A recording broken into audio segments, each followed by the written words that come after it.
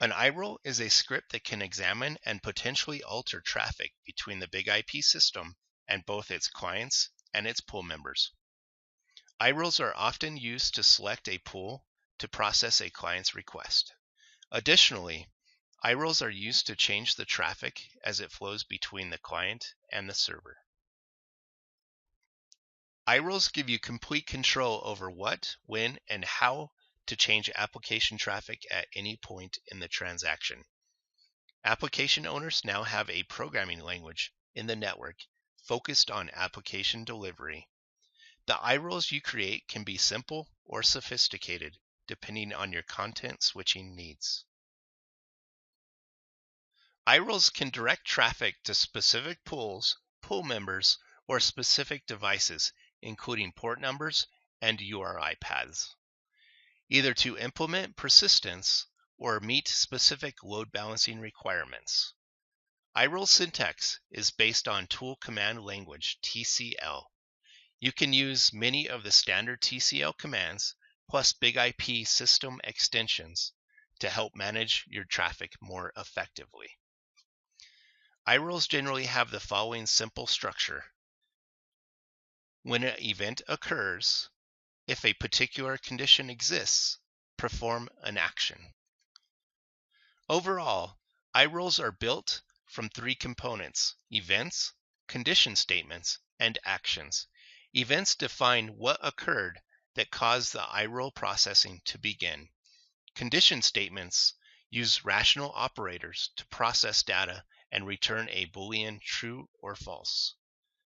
Commands or actions define the big IP LTM system's response to the results of the condition statement.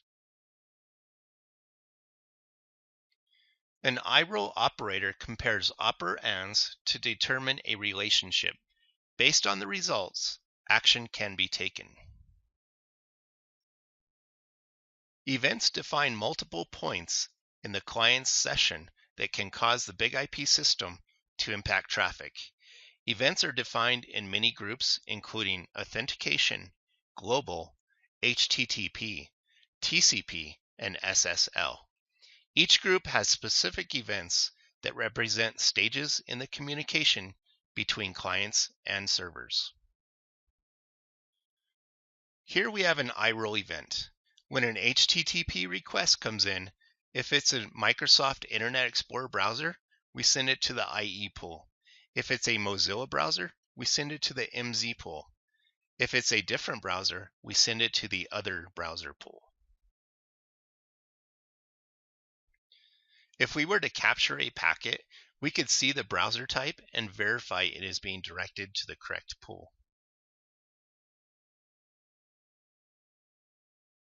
There are a variety of tools that you can use to create iRules.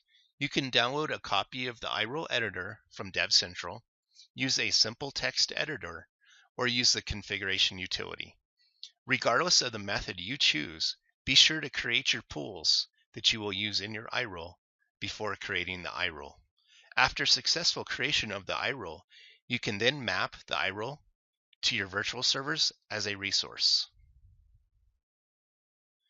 Dev Central has a lot of great resources for help with iRules, including hundreds of pre-written iRules you can use. Our lab for this section consists of some basic iRule integration to help us understand the basics of iRules. So let's get started.